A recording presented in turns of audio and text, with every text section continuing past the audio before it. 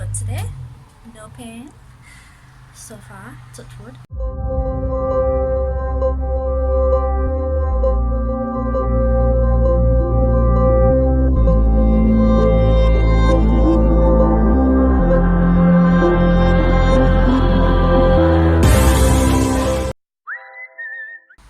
Good morning. Told you, one day I'd do my makeup and you wouldn't even recognise me. Feeling really good today. No pain so far, touch wood. No issues. A little bit of man flu, but not that a bit of makeup can't solve. Yeah, so we're feeling good. On this list of things to do today, we need to go get my medication. I need to actually take my medication. That would be a good start to the day. I need to go do a little bit of shopping, a little bit of retail therapy, because why not? I need to go to the opticians because I am blind as a bat. And I think that's it really. Episode 4 is currently uploading to YouTube. So by the time you've seen this, you'll be thinking that I'm a depressing little moron, which I am, don't get me wrong. So yeah, we will actually see footage of the outside world. It's raining men. Okay, I'm outside. It's raining. Let's get the bus. 3 hours later. I wasn't going to film this part. Look at the chins on me. I've come to my grandma and granddad's grave. Some roses. This should be fun.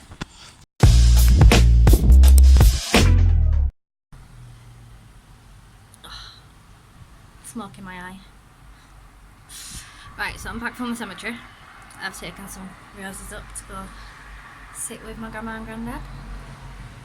A nice little chat with them. I do miss them. I miss them more than what I could actually put into words. But we can't change what happens in life, unfortunately. You just gotta learn to live with it. It's well past my nap time, as you can tell, with the bags under my eyes. I have got a flare-up starting, which I think I've done pretty well to go this far without a flare. I've walked into town, been to go see my nan, done a bit of shopping, been to the cemetery, all without crutches, so I think I've done really well in terms of that. The only other thing I need to do on my list of lots of things is I need to ring a company that's trying to get £600 off me, and I'm not even with them. So I need to go query about that. Apart from that, my day is pretty much done. I've done everything that I wanted to do.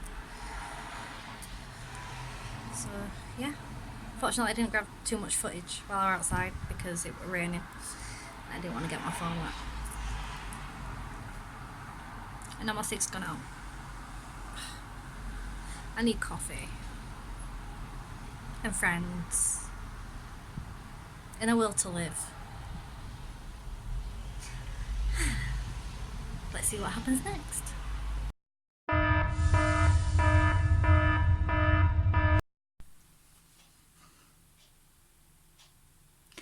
I forgot to buy coffee. I cannot survive without coffee. So it looks like this little flare that I'm having is going to have to go on hold just so I can go get some coffee.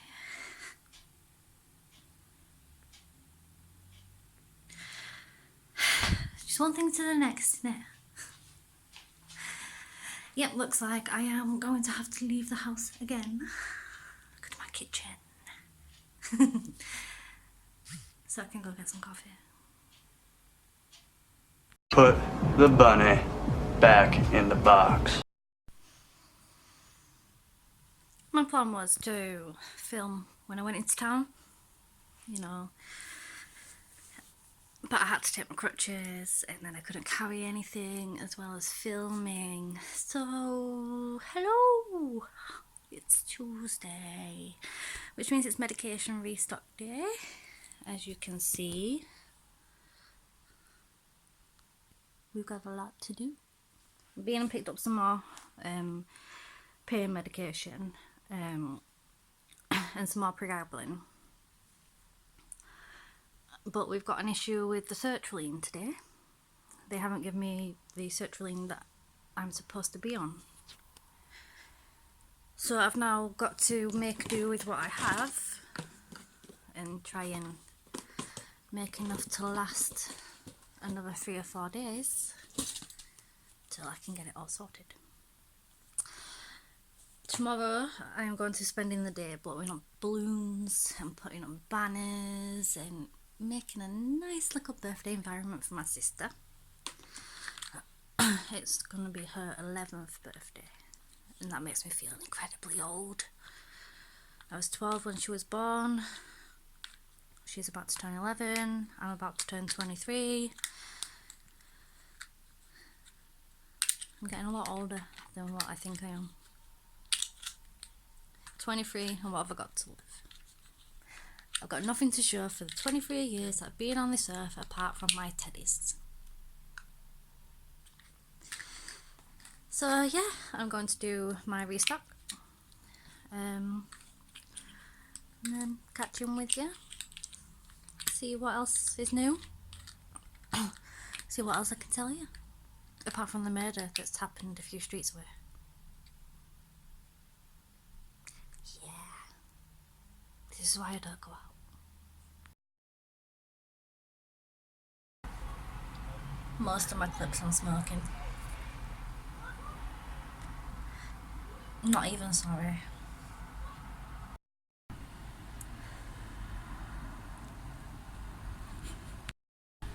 Whilst I'm out here, I've noticed that my vegetables are growing nicely. I can't grow them myself, but I can grow veg. Yeah, that's my little smoking update. Now, I'm going to take the time on my videos to talk about some subjects that don't have answers to them in terms of chronic illness, if that makes any sense whatsoever. I mean, like periods. Sorry, just moving my medication drawer. Not a lot of people openly talk about how illnesses like endometriosis can affect a woman's periods. And to me, that's quite upsetting, because when I found out what endometriosis was and that I had it, I didn't know to the full extent what it would affect.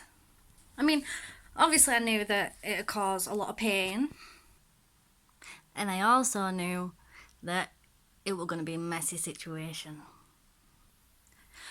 What I didn't know is that endometriosis can affect your fertility, and that is massive. Like I said in the last video, I've had endometriosis for around about 9 years now.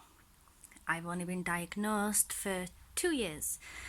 So for 7 years I was in absolute agony, taking stupidly strong pain medication and not knowing what was causing it. I went through the stage of doctors saying, oh, it's just IBS, or it's just period pains, it's something normal.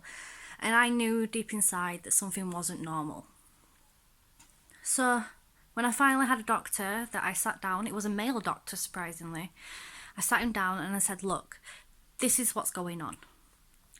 I am bloating to 4 or 5 times my normal dress size. So I was a size 10, I'm size 12 now. I was a size 10 and I was bloating to size 16, you know, it was huge. So I explained that to him and he said, right, is there any other symptoms? So these were my symptoms. The bloating, pain, which would have me laying on the floor screaming, not just on my period as well though. About a week before I'd start getting stomach cramps, and I thought that was normal, but the pain that I was in was putting me in hospital before I was coming on. Whilst I was on, 9 times out of 10 I was in hospital because I couldn't cope with the pain. And then after my period finished, for 3 or 4 days, I would have those pains again. So my doctor was like, right, and what's the bleeding like? Heads up, I'm gonna get a bit gruesome. So yeah, what was the bleeding like? Now, when I was about 13, I started getting these pains. So my mum suggested that I went on to the depot injection, which is a contraceptive injection, because that's been known to stop periods. So we was like, well, hopefully that will stop the pain. So I was on the injections for about 6 months, and the pain was worse on the injection. So I came off that, and we tried the pill. Now, I couldn't go on a certain type of pill because of my migraines, so we went on this other one, and same again. It was just messing up the patterns of my periods, so we didn't know when they were and when they weren't. So I came off all contraception, and just left it for about another year of just bleeding. And then I got concerned when I came on my period once, and I was bleeding straight for just short of 6 months. That was difficult. Going through high school, you know, everyone's wearing dresses and, you know, everyone's getting boyfriends and stuff. And then there's me, who's scared to admit that I am bleeding straight for 6 months. That was a difficult conversation to have with my dad.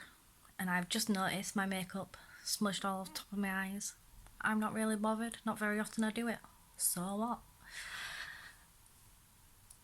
The blood wasn't normal. Occasionally it'd be bright red. And that's what I always thought a period was supposed to look like. Sometimes I'd be bleeding that heavy that I'd have to have a tampon and a pad and still bleed through.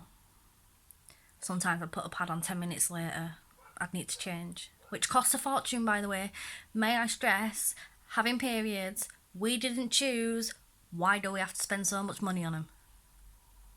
Sorry. Frustrates me.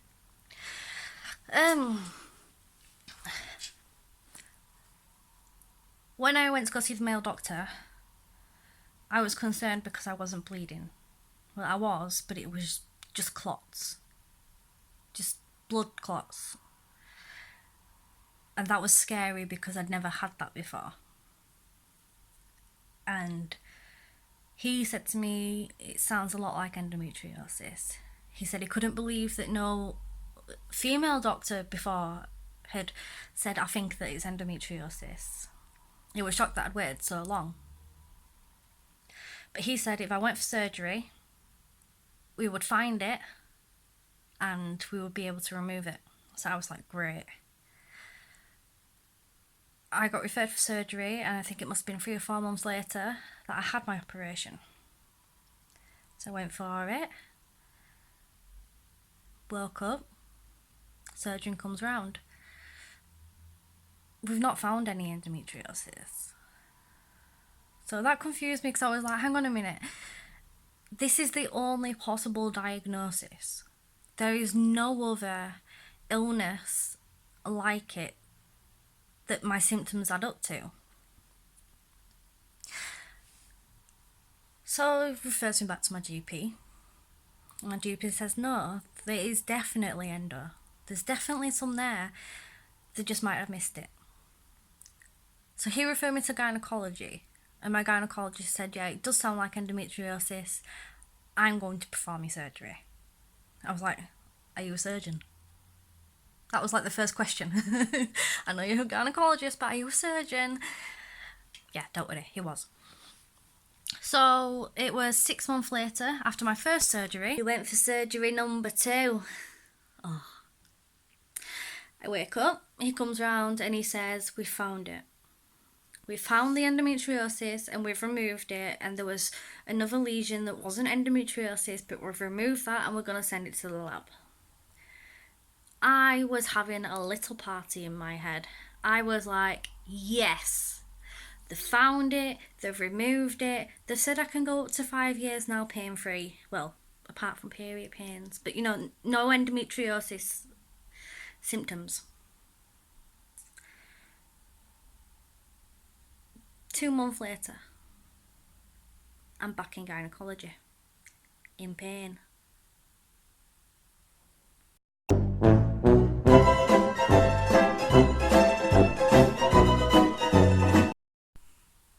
Well, Sophie, we know we've removed the endometriosis, so your pains aren't gynae related. I knew the pain. I knew what it was. The only person that knows my body is me. The only person that knows what pain is normal and what's not is me.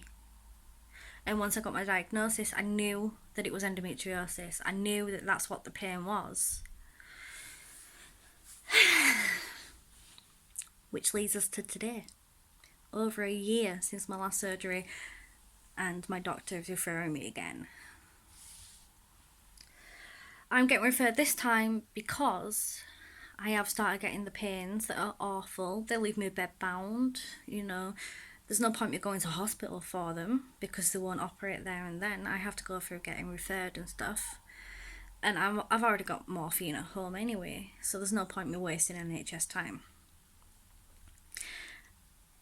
My last period, which was my last video, I was scared. I was scared because when I came on, I wasn't bleeding. It was like the occasional blood clot would come out, but the pain felt like my body was fighting against itself to bleed properly, and that is horrible. So that's when I went back to my doctor and said, look, this isn't normal, this isn't right, something needs to be done. So that's kind of like my endometriosis journey, which I will be going through for the rest of my life. So even when I go for this next operation, which hopefully will be before the end of the year, it will come back. And they can't say you'll go this long without pain, because it just comes back whenever it wants. And the issue with endometriosis is if it's not treated, it spreads. And when it spreads, it sticks your organs together, which causes a lot more pain. Now, I don't mean to be like depressive, and I don't want to scare young girls that are just dealing with their periods and not knowing what's normal and what isn't. I'm just saying, in my experience, because everybody's different, those were the signs that I looked out for. Even now, if something's not right with my period, I will tell my doctor. I will say, look, this isn't normal, why is it doing it? My advice though is, when you go to gynae and they recommend, I think it's RGH injections or something like that to induce menopause, do not go for it. That is only my advice, and that is because it left me 6 months in a state of menopause when my body obviously wasn't bleeding, I wasn't having periods, but because the endometriosis was still there, my body was fighting, and it hurts. It left me in tears, hot flushes, mood swings that almost broke up my relationship at the time. My hair was just falling out. I had no energy. It just wasn't. It wasn't worth it, in my opinion. So that's my little period thing. I hope in the future that I will have more issues that I can talk to you about when it comes to ladyhood. Oh, and any males watching this, that has nothing to do with you. You have no idea what it's like. You can sit there and say, oh, it's only a period. It's not, okay? Women can bleed for ages and not die.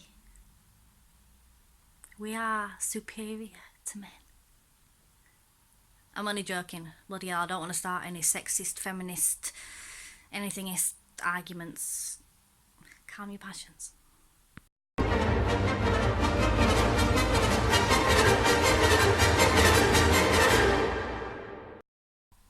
There is another subject that I want to discuss though. I want to discuss chronic illness and relationships from my point of view. I have found it best for the time being just to keep myself to myself. I have kissed a few frogs and still not found my prince. I thought I had, but I haven't. When I got diagnosed with fibromyalgia, I was in a relationship. A few days after I got the diagnosis, obviously I was emotional because I just found out why my body was hurting me so much. You know, why I had no energy, why my hair was falling out, just why my pain was unbearable. He left me. That hurt so much. Whilst I was trying to get over that breakup, I kissed the next frog, who turned out to be a toad.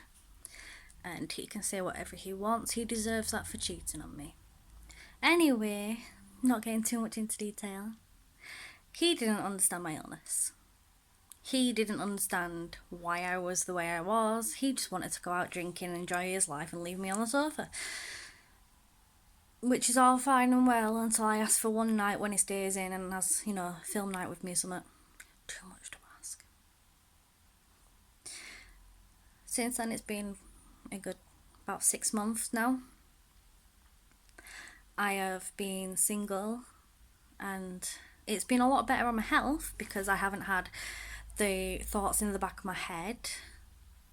I haven't had the, does he care? Does he not care? Does he understand? Does he want to understand? Has he found someone better than me? Someone who can actually go out on dates or someone who will go out drinking with him every night, I don't have to worry about that, which is lovely. But it's lonely. I fear now trying to look for someone, trying to find my Prince Charming, and instead finding a tosser. It is so common now for men these days to not want to learn about a condition that a female might have. Older men, 30s, 40s, they will take the time to understand, but unfortunately I'm 22 and I don't feel like going for a sugar daddy. My life hasn't come to that just yet. Joking. Bloody hell. Yet again. Calm your passions. But no, it does get lonely. No one to hold me. No one to tell me that they'll love me. No one to tell me that everything's going to be alright when I'm in tears, in pain. And that is depressive. I am bisexual. Let me get that one out there. But as a 22-year-old female with chronic illness, it's also hard to find a woman. A lot of women, because of the sexism and the feminism and everything else that goes on, they are scared to come out as gay or bisexual, transgender, anything. It's such a touchy subject. That's why not a lot of people knew that I was bi until about 3 or 4 years ago. Even then, a lot of my family still don't know. Which I think would be really awesome if I just came home with a woman and be like, yo, look at my lady, she's mine, not yours. Fuck off. But yeah, it's so difficult. If you're dating someone, when is the right time to bring up chronic illness? Is it the initial meeting? Is it the conversations before the meetings? Is it hi, and someone starts flirting with you and you start flirting back, and you're like, oh, it's someone that you haven't spoke to for years and you're like, oh my God, what's changed? When is the right time to say, I am ill? When? If you do it when you first start talking, what's the chances that they're not going to message you again? What's the chances that they're just going to ghost you? If you wait till you meet up for like coffee or something and you say, look, you know, I am ill, this is what I've got, this is how it affects me, what are the chances of them either kicking off because you never said that, or just not accepting it and leaving? Do you wait till like 3 or 4 dates in and then you're the moron that waited too long? Or do you tell them like off the bat and just learn to accept it when they keep saying push past it? This is why a lot of people who are ill tend to be alone. If you look at me right now, you cannot tell that inside my body is fighting against itself and I cry most nights because of my pain. So how do you make that believable? Now, unfortunately, I don't have all the answers for people that are wondering, well, what do you do? At the moment, I'm not sure because I'm still new to having a title for my illness. When you tell people before, oh, I'm ill, they're like, yeah, but what's it called? And you're like, well, I don't know. And like, well, are you really ill? You know, that's difficult, but now I've got a title, I'm still learning to accept it myself. So how do I learn to teach someone to accept something that even I don't know?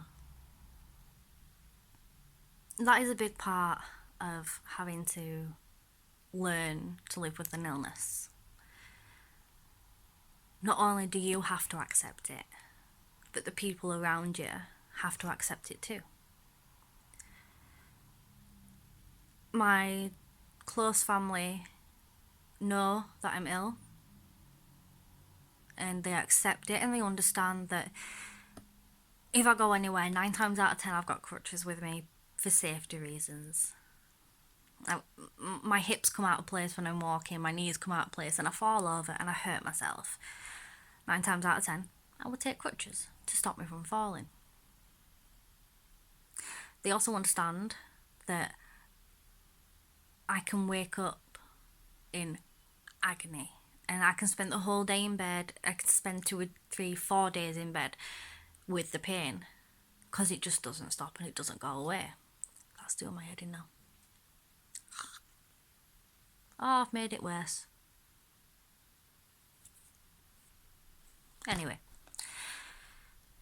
some of them though, they're not quite as understanding. Like, I can wake up fine.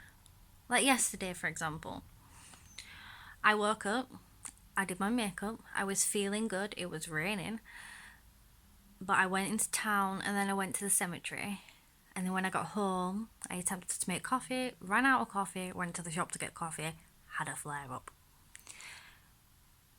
How can someone go from perfectly fine to being in chronic pain, in tears in bed, just like that? Even I don't understand. So I don't expect people to understand, but I expect people to be respectful. It's a lot of explaining, isn't it? It's a lot to get your head round. Today I'm not too bad. Got a dodgy hip, dodgy knee, but I'm alright. Went into town, took one of my crutches. Fine. If I go out again today, I'll take my crutch and hope that I don't flare up while I'm out. That's how my days go. But I can't plan ahead. On Thursday, it's going to be my little sister's 11th birthday. And we're going to be going to a Chinese restaurant that she loves. You know, and we're going to go out for a family meal. We're going to have banners in the house and balloons. But I'm terrified. What happens if I have a flare and it ruins her birthday? What happens if I'm not well enough to go for the meal that she really wants me there for? What am I supposed to do? She understands better than anyone in my family. For currently 10-year-old, she is amazing when it comes to my health. She knows what tablets I take when, she knows where I keep them, she knows, well, she's the reason that I have my medication box. I have two medication boxes and a medication drawer, and she's the reason why I have them. She makes sure that I have a week's worth of medication next to my bed every single week, just in case I'm too ill to get out of bed to get my medication. She helps me in the shower when I'm having flares and I can't do it on my own. She will do it for me. She will give up her time playing with her mates to care for me. And that is amazing. But what happens if I ruin her birthday by not being there or not being well enough to enjoy it to the extent that she is? The only way to know how to deal with that is to do it. The only way to know what's going to happen is for it to happen. Now, I know it's on Tuesday and I know Thursday's 2 days away, but I have to start preparing for it now. I have to make sure that I have the right medication in my bag for when we go on Thursday, because I might not be well enough tomorrow. So I have to make sure I do it today, knowing that I am well enough.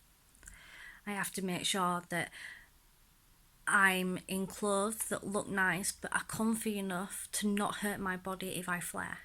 I have to make sure that my shoes go with the outfit, but I can also walk with them and they are comfortable.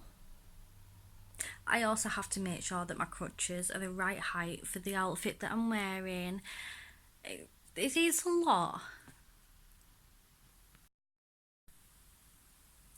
Anyway, I have babbled on for a long, long time. So, I guess I'll see you tomorrow. I guess we'll just see what Wednesday brings. And now